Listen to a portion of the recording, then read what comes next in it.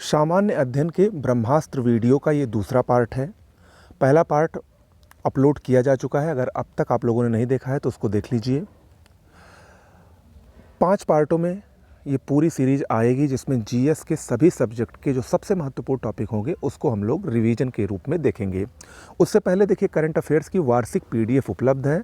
अगर आप उसको लेना चाहते हैं, उसका सैंपल देखना चाहते हैं तो 9451900992 ये नंबर डिस्क्रिप्शन बॉक्स में भी लिखा गया है, इस पर आप लोग मैसेज कर सकते हैं। एक बेहतरीन करंट अफेयर्स की नोट्स जो कि कम समय में आपको मैक्सिमम नंबर ऑफ क्वेश्चंस उससे आएंगे, ये वादा है। ओके, उसके लिए आप लोग इस नंबर पर व्हाट्सएप या टेलीग्राम के जरिए मैसेज कर सकते हैं। चलिए शुरुआत करते हैं आज के अपने वीडियो की। लेकिन उससे पहले, ये चूँकि रिवीजन वीडियो है तो थोड़ा फास्ट चलेंगे, कोई इसमें डिस्कशन नहीं होगा, ओनली फैक्ट का रिवीजन होगा। ओके, ह्वेनसांग एक चीनी यात्री था। इसका उपनाम था यात्रियों का राजकुमार, या वर्तमान शाक्य मुनि भी इसको कहा जाता है। इसने सीयूकी नामक यात्रा का विवरण किया है और हर्षवर्धन के शासनकाल में इसने भारत भ्रमण किया था। और भारत जो इसने भ्रमण किया था उसका विवरण इसने सीयूकी नामक अपनी पुस्तक में की है। मेगास्थनीज ये यूनान देश से आया था, चंद्रगुप्त मौर्य के राज दरबार में, और इसने एक पुस्तक लिखी जिसका नाम था इंडिका। फाह्यान एक चीनी यात्री था जो कि चंद्रगुप्त द्वितीय के दरबार में आया था, और इसने फू यो की नामक एक पुस्तक की रचना की थी। निकोल कोंटी इटली का यात्री था, विजयनगर के शासक देवराय प्रथम के राज दरबार में आया था। कभी कभी ये भी पूछ लेता है कि किस देश का यात्री था। ओके, तो ये भी याद रखिएगा। डाइमेकस सीरिया का ये यात्री था, सीरिया का राजदूत था, बिंदुसार के राज्य में आया था। डोमिंगो पायस पुर्तगाल का ये यात्री था, विजयनगर के शासक कृष्णदेव राय के दरबार में आया था। डोमिंगो पायस के साथ एक और यात्री था, पुर्तगाल का ही वो था, बारबोसा, वो भी कृष्णदेव राय के ही दरबार में आया था। विलियम हॉकिंस और टॉमस रो इंग्लैंड के थे, जहांगीर के शासनकाल में आए थे। प्रमुख प्रदूषक और उनसे उत्पन्न रोग, पारा से मिनामाटा रोग होता है, फ्लोराइड से नॉक नी संलक्षण होता है, सीसा से केंद्रीय तंत्रिका तंत्र यानी नर्वस सिस्टम और मस्तिष्क को नुकसान होता है, नाइट्रेट से ब्लू बेबी सिंड्रोम होता है, और एस्बेस्टस से फेफड़े का कैंसर होता है। योजनाएं और उनसे संबंधित तथ्य देख लीजिए। स्वावलंबन योजना 2010 में ये प्रारंभ हुई थी। असंगठित क्षेत्र के कामगारों के लिए पेंशन योजना थी ये। मई 2015 में घोषित व जून 2015 से लागू अटल पेंशन योजना ने इसका स्थान ले लिया है, यानी स्वावलंबन योजना अब अटल पेंशन योजना बन गई है। भारत निर्माण योजना 2005-06 में ग्रामीण क्षेत्रों में अवसंरचना और मूलभूत सुविधाओं के निर्माण के लिए आरंभ हुई है। इसके कुल 6 घटक हैं: ग्रामीण आवास, सिंचाई, पेयजल, ग्रामीण सड़कें, विद्युतीकरण और ग्रामीण दूरसंचार कनेक्टिविटी। और ये 6 याद रखना है, पूछ लेता है। अगली है प्रधानमंत्री आवास योजना। 25 जून 2015 को शुरू हुई थी। इसकी समयावधि 2015 से 2022 तक थी, लेकिन इसको क्रम से आगे बढ़ाया जा रहा है और अभी भी ये चल रही है। स्वच्छ भारत मिशन 2 अक्टूबर 2014 को लागू हुई थी। 2 अक्टूबर 2019 तक स्वच्छ भारत बनाने का लक्ष्य था, जो कि पूरा हो चुका है। Heritage city development and augmentation योजना, जिसको हृदय योजना के नाम से जाना जाता है, 21 जनवरी 2015 को ये लागू हुई थी, हेरिटेज शहरों के सर्वांगीण विकास के लिए। ठीक है, आगे बढ़ते हैं। जो मनुष्य यह नहीं समझ पाता कि उसे भोजन करना कब रोक देना चाहिए, वह पीड़ित होता है किस बीमारी से? बुलीमिया नामक रोग से पीड़ित होता है। ल्यूकीमिया एक प्रकार का कैंसर है जिसमें असाधारण बढ़ोतरी होती है WBC की संख्या में, श्वेत रक्त कोशिकाओं की संख्या में। जिस रूप में पौधे नाइट्रोजन प्राप्त करते हैं वह है नाइट्रेट। मानव सदृश लघुत्तम कपि कौन है? गिबन। आइंस्टीन को वर्ष 1921 के भौतिकी की नोबेल पुरस्कार से सम्मानित किया गया था, किस खोज के लिए? प्रकाश वैद्युत प्रभाव के लिए। इंपॉर्टेंट है।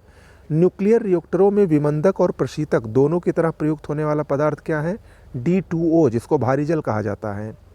चिंपैंजी, गोरिल्ला और ओरंगुटान क्या है? महाकपि हैं ये।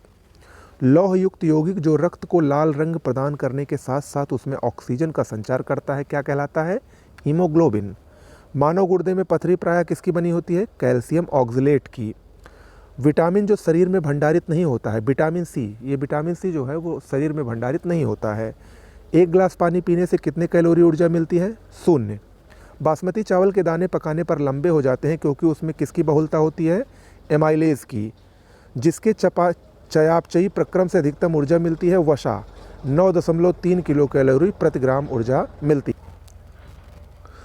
पीनल ग्लैंड से निकलने वाले मेलाटोनिन को क्या कहा जाता है? रात या अंधेरे का हार्मोन। जर्मेनियम और सिलिकॉन क्या है? अर्धचालक पदार्थ हैं। डेंगू बुखार में मानव शरीर में किसकी कमी हो जाती है? प्लेटलेट्स की। मलेरिया प्लाज्मोडियम नामक प्रोटोजोआ जीव के कारण होता है और इसकी वाहक मादा एनाफिलीज मच्छर होती हैं। मलेरिया से प्रभावित होने वाला अंग कौन सा है? तिल्ली या प्लीहा। एक्छमा, जिसको क्षय रोग या तपेदिक या टीबी कहा जाता है, एक संक्रामक रोग है जिसका कारक है माइकोबैक्टीरियम ट्यूबरकुलोसिस जीवाणु। ज्वर, लगातार खांसी, खून के साथ बलगम आना, सांस फूलना इत्यादि किसके लक्षण हैं? तपेदिक के। वर्णांधता यानी कलर ब्लाइंडनेस को लाल हरा अंधापन या डॉल्टनिज्म भी कहते हैं। यह एक एक्स लिंग सहलग्न वंशागत रोग होता है। वर्णांधता की जो वाहक होती हैं वो स्त्रियां होती हैं। पुरुषों में होता है लेकिन वाहक स्त्रियां होती हैं। पास की वस्तुएं तो साफ दिखती हैं किंतु दूर की वस्तुएं धुंधली नजर आती हैं। किसमें? निकट दृष्टि दोष में, या इसको मायोपिया भी कहा जाता है। इसके लिए अवतल दर्पण का प्रयोग किया जाता है। विश्व का विशालकाय व सर्वाधिक अस्थायी पारितंत्र कौन है? समुद्र। पृथ्वी सम्मेलन +5 आयोजित हुआ था 1997 के मध्य न्यूयॉर्क में। धारणीय विकास के लिए एक वैश्विक कार्य योजना है एजेंडा 21। 17 धारणीय विकास लक्ष्य जिसको SDG कहते हैं वो कब तक प्राप्त किए जाने हैं? 2030 तक। कृत्रिम पारिस्थितिक तंत्र है धान का खेत। पारिस्थितिक तंत्र में ऊर्जा का प्रवाह एक दिशीय होता है तथा यह एक खुला तंत्र होता है। पारिस्थितिक तंत्र एक ओपन सिस्टम है। गहन पारिस्थितिकी यानी डीप इकोलॉजी शब्द का प्रयोग किसने किया था? अर्नीज नेस ने। एक मनुष्य के जीवन को पूर्ण रूप से धारणीय करने के लिए आवश्यक न्यूनतम भूमि को पारिस्थितिकीय पदछाप कहते हैं। इसके माप की इकाई क्या है? भूमंडलीय हेक्टेयर। पारिस्थितिक निशे की संकल्पना को किसने प्रतिपादित किया था? जोसेफ ग्रीनेल ने। जैव विविधता ह्रास का प्रमुख कारण क्या है? प्राकृतिक आवासीय विनाश। जैव विविधता के संदर्भ में भारत के हॉटस्पॉट क्षेत्र कौन से हैं? पश्चिमी घाट, पूर्वी हिमालय श्रृंखला, म्यांमार भारत सीमा और सुंडालैंड। सर्वाधिक जैव विविधता कहाँ पाई जाती है? उष्णकटिबंधीय वर्षा वनों में पाई जाती है। आगे बढ़ते हैं। सागरीय जल के सामान्य तापमान में वृद्धि तथा अम्लता में वृद्धि के अलावा वह अन्य कारण जिसके फलस्वरूप प्रवाल विरंजन होता है, कोरल ब्लीचिंग, वो है वैश्विक ऊष्मन और ये सबसे प्रमुख कारण है। संयुक्त राष्ट्र संघ ने 2011 से 20 का दशक निर्दिष्ट किया है जैव विविधता दशक के रूप में। सर्वप्रथम बायोडाइवर्सिटी शब्द का प्रयोग किसने किया था? वाल्टर जी रोजन ने। पशुओं के लिए दर्द निवारक दवा डिक्लोफिनेक सोडियम का उपयोग समष्टि में ह्रास के लिए उत्तरदायी है किसकी? गिद्धों की, और ये गिद्धों की मृत्यु का एक बहुत बड़ा कारण था। संयुक्त राष्ट्र जलवायु परिवर्तन का 21वां सम्मेलन COP21 ये पेरिस में हुआ था, फ्रांस की राजधानी में। ग्रीन हाउस प्रभाव में योगदान देने वाली प्रमुख गैसें कौन सी हैं? जलवाष्प, कार्बन डाइऑक्साइड, मीथेन और ओजोन। प्रमुख संस्थान देख लीजिए, बहुत महत्वपूर्ण है ये सारे संस्थान, खासकर ऊपर के। राष्ट्रीय दृष्टिहीन संस्थान देहरादून में है, दृष्टिहीन याद रखिएगा। अस्थिरोग विकलांग संस्थान कोलकाता में है। अली यावर जंग राष्ट्रीय बधिर संस्थान मुंबई में है। राष्ट्रीय मानसिक विकलांग संस्थान सिकंदराबाद में है। उत्तर प्रदेश कृषि अनुसंधान परिषद लखनऊ में है। राष्ट्रीय उद्यमिता और लघु व्यवसाय विकास संस्थान नोएडा में है। राष्ट्रीय कृषि आर्थिकी एवं नीति अनुसंधान केंद्र national centre for agriculture economics and policy research नई दिल्ली में है। भारतीय कृत्रिम अंग निर्माण निगम लिमिटेड कानपुर में स्थित है। सूची 1 को सूची 2 से मिलाना है, ये सूची सुमेलित है।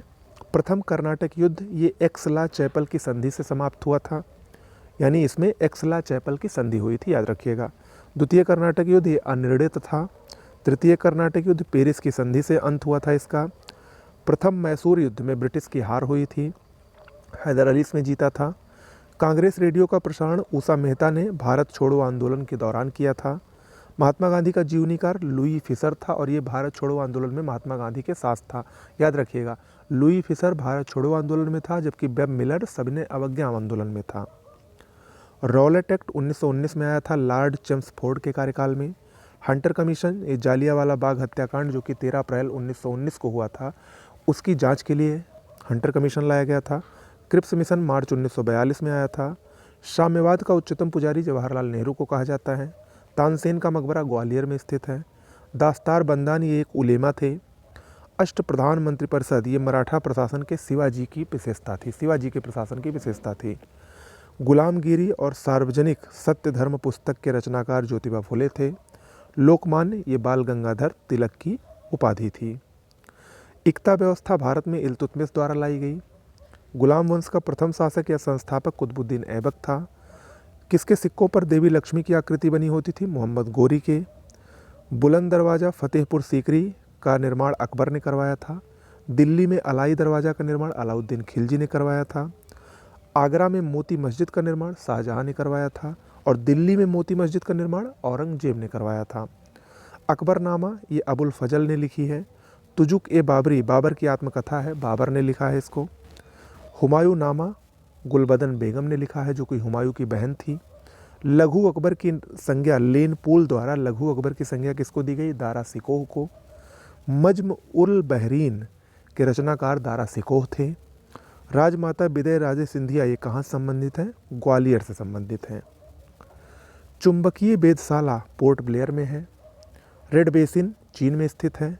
सुदूर पूर्व का चावल का कटोरा म्यांमार को कहा जाता है।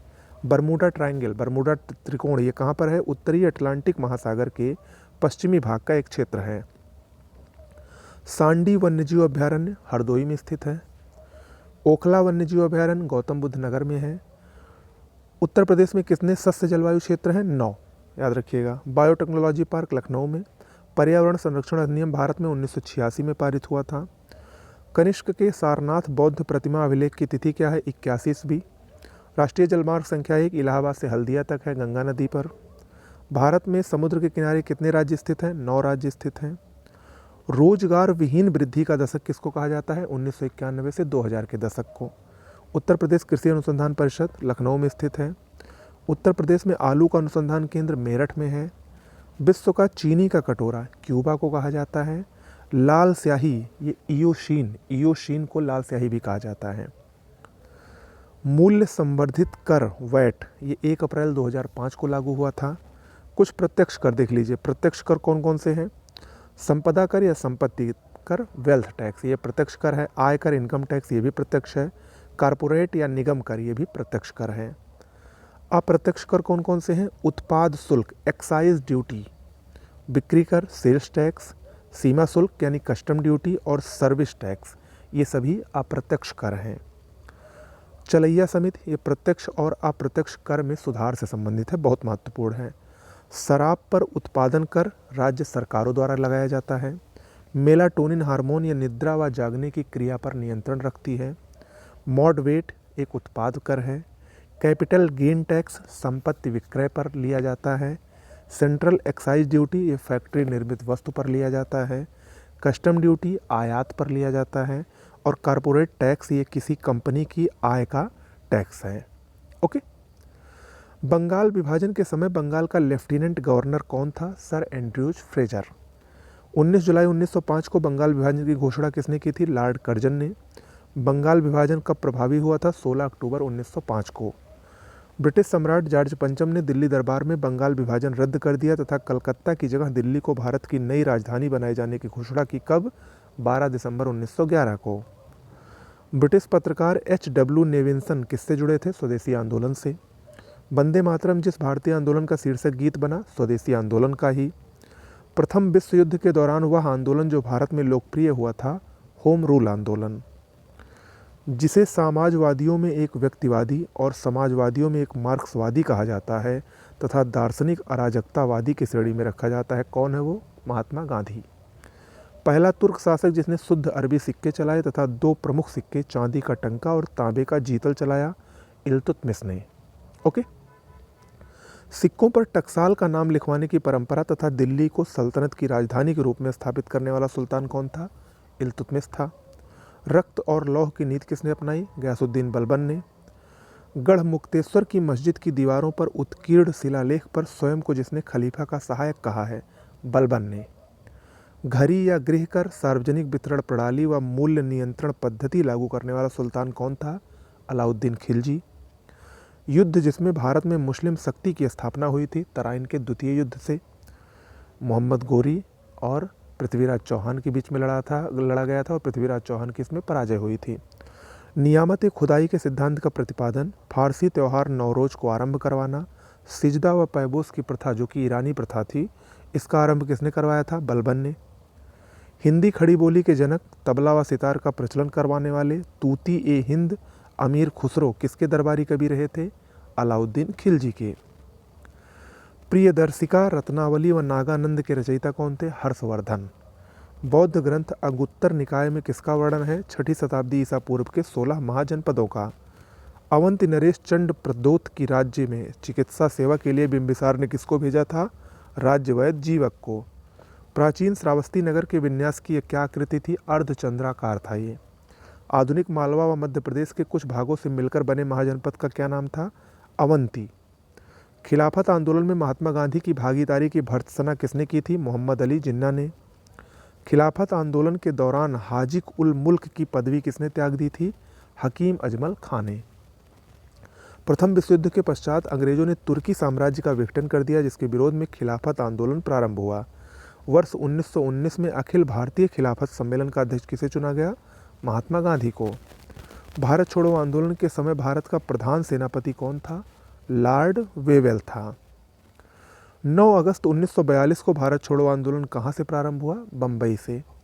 करो या मरो, इस मंत्र का आशय है या तो हम भारत को आज़ाद करवाएंगे, आज़ादी के प्रयास में दिवंगत होंगे। गांधी जी का यह कथन किससे संबंधित है? भारत छोड़ो आंदोलन से।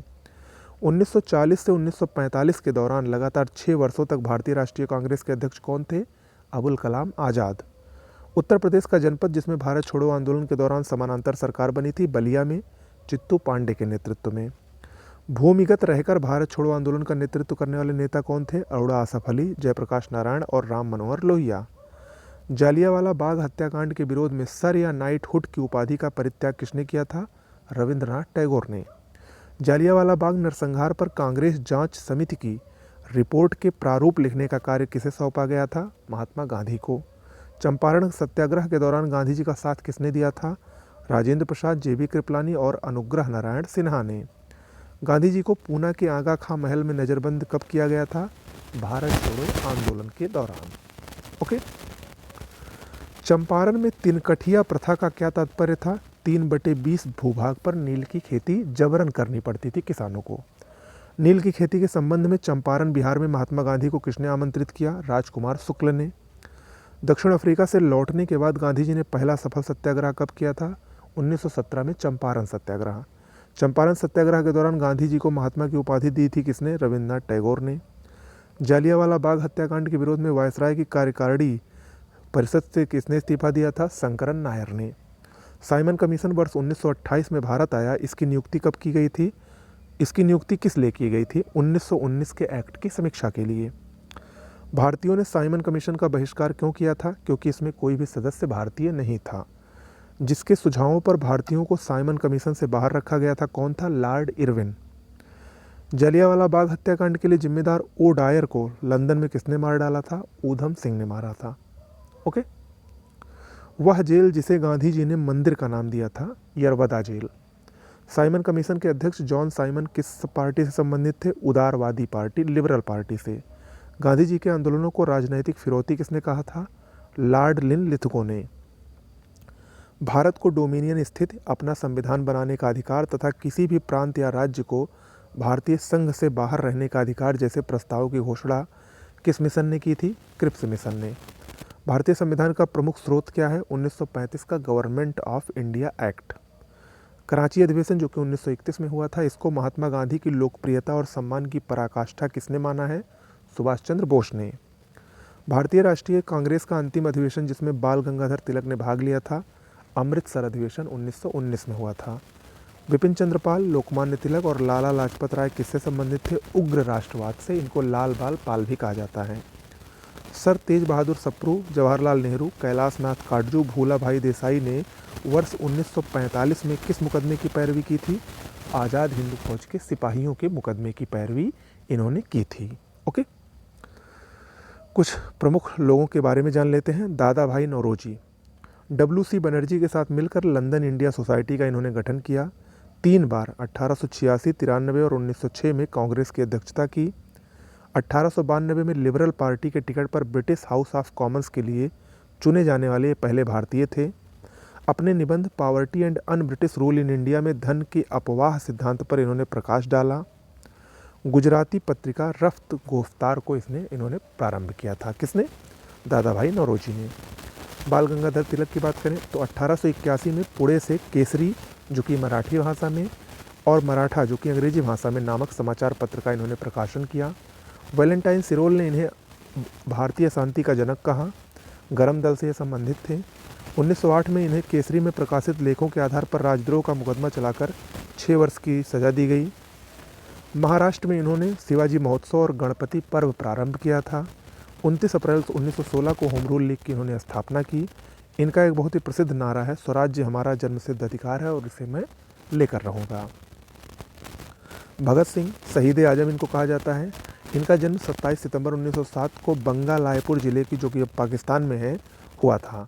1926 में इन्होंने नौजवान भारत सभा का गठन किया।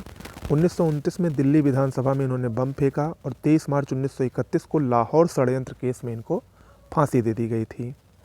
सुभाष चंद्र बोस, 23 जनवरी 1897 को कटक, उड़ीसा में इनका जन्म हुआ। 1920 में ICS की परीक्षा में इन्हें चौथा स्थान प्राप्त हुआ, लेकिन इनका मन न लगने के कारण इन्होंने वो छोड़ दी नौकरी। 1938 में हरिपुरा, जो कि गुजरात में है, और 1939 में मध्य प्रदेश के त्रिपुरी में हुए कांग्रेस के अधिवेशन में ये अध्यक्ष चुने गए थे। अक्टूबर 1943 में सिंगापुर में आज़ाद हिंद फौज की इन्होंने स्थापना की। रविंद्रनाथ टैगोर ने इन्हें देश नायक की उपाधि दी और इन्होंने जय हिंद का नारा दिया। माना जाता है कि बैंकॉक से टोक्यो जाते समय 18 अगस्त 1945 को ताइपे के निकट इनका विमान दुर्घटनाग्रस्त हो गया था। भीमराव अम्बेडकर, इनका जन्म 14 अप्रैल 1891 को हुआ था। 1920 में the all India depressed class federation की उन्होंने स्थापना की। बहिष्कृत हितकारी सभा की स्थापना की। 1942 में अनुसूचित जाति परिसंघ की स्थापना की। संविधान की प्रारूप समिति के अध्यक्ष थे। मराठी पाक्षिक बहिष्कृत भारत का इन्होंने आरंभ किया। मूक नायक पत्र का संपादन किया था। इनकी मृत्यु 6 दिसंबर 1956 को हुई थी। वर्ष 2016 में डॉक्टर भीमराव अम्बेडकर की 61वीं पुण्यतिथि थी। ये कोई फैक्ट नहीं है। ओके, आगे बढ़ते हैं। महात्मा गांधी, 2 अक्टूबर 1869 को जन्म हुआ था। चंपारण आंदोलन 1917 ईस्वी में ये गांधी जी का पहला सत्याग्रह था। खेड़ा आंदोलन 1918 में, अहमदाबाद आंदोलन 1918 में ही मिल मालिकों के विरुद्ध, खिलाफत आंदोलन, असहयोग आंदोलन 1920 से 22। गोपाल कृष्ण गोखले को इन्होंने अपना राजनैतिक गुरु माना था और गोखले ने ही इन्हें आदेश दिया था कि भारत में पहले वर्ष एक खुले कान के साथ लेकिन मुंह बंद कर पूरे भारत का भ्रमण करें। इनको सर्वप्रथम राष्ट्रपिता सुभाष चंद्र बोस ने तथा महात्मा रविंद्रनाथ टैगोर ने कहा। दक्षिण अफ्रीका के पीटर मारिट्सबर्ग रेलवे स्टेशन पर गांधी जी को ट्रेन से बाहर फेंक दिया गया था। इन्होंने सत्याग्रह व अहिंसा पर बल दिया था। प्रमुख अनुच्छेद देख लीजिए। अनुच्छेद 50, ये कार्यपालिका से न्यायपालिका का पृथक्करण इसमें है। अनुच्छेद 52 भारत के राष्ट्रपति से संबंधित है। 53 में संघ की कार्यपालिका शक्ति राष्ट्रपति में निहित होगी, ऐसा कहा गया है। अनुच्छेद 54 राष्ट्रपति के निर्वाचन से संबंधित है। अनुच्छेद 55 में राष्ट्रपति के निर्वाचन की रीति है। अनुच्छेद 56 राष्ट्रपति की पदावधि से संबंधित है। अनुच्छेद 58 राष्ट्रपति निर्वाचित होने के लिए क्या अर्हता होनी चाहिए, इससे संबंधित है। अनुच्छेद 63 भारत का उपराष्ट्रपति से संबंधित है। अनुच्छेद 64 उपराष्ट्रपति का राज्यसभा का पदेन सभापति होना, ये बताता है। अनुच्छेद 65 ये राष्ट्रपति के पद में आकस्मिक रिक्ति या उसकी अनुपस्थिति में उपराष्ट्रपति का राष्ट्रपति के रूप में कार्य करना अनुच्छेद 65 में वर्णित है। अनुच्छेद 66 उपराष्ट्रपति के निर्वाचन से संबंधित है। अनुच्छेद 67 ये उपराष्ट्रपति की पदावधि से संबंधित है। अनुच्छेद 164 मुख्यमंत्री एवं अन्य मंत्रियों की नियुक्ति राज्यपाल द्वारा की जाएगी। अनुच्छेद 249 मोस्ट इम्पॉर्टेंट है, राज्य सूची के विषयों के संबंध में राष्ट्रीय हित में विधि बनाने की संसद की शक्ति अनुच्छेद 249 में वर्णित है। ओके, प्रमुख केंद्र व उनसे संबंधित खनिज। मकुम, यहाँ ये कोयला से संबंधित है। डल्ली राजहरा छत्तीसगढ़ में है, लौ अयस्क की खान है। कोरापुट बॉक्साइट के लिए, चित्रदुर्ग मैंगनीज के लिए प्रसिद्ध है। बादाम पहाड़ उड़ीसा में लौह अयस्क की खान है। कोडरमा झारखंड अभ्रक की खान है। मोशाबानी झारखंड में ही है, तांबा की खान है। रवा जो कि कृष्णा गोदावरी तटीय क्षेत्र में स्थित है, खनिज तेल के लिए प्रसिद्ध है। बिश्रामपुर छत्तीसगढ़ कोयले की खान है। झरिया झारखंड कोयले के लिए प्रसिद्ध है। क्योंझर लौह अयस्क के लिए है। खेतड़ी राजस्थान तांबा के लिए विश्व प्रसिद्ध है ये। कुद्रेमुख चिकमंगलूर लौह अयस्क के लिए। कोरापुट एल्यूमिनियम। सिंगरैनी कोयला के लिए। पन्ना और सतना हीरा के लिए। जादूगोड़ा की खान यूरेनियम की बहुत बड़ी खान है, झारखंड में है। उत्तर प्रदेश का ललितपुर, यहाँ पर यूरेनियम पाया जाता है। केरल का कोल्लम, यहाँ पर मोनाजाइट पाया जाता है। ओके। इगारका बंदरगाह कहाँ पर स्थित है? रूस में। व्यस्ततम सामुद्रिक व्यापार मार्ग है उत्तर अटलांटिक महासागरीय सामुद्रिक मार्ग। सुपीरियर झील के किनारे कौन सा शहर स्थित है? डुलुथ, थंडर बे और ओंटारियो। अमेरिका की मिशिगन झील पर कौन सा शहर स्थित है? शिकागो।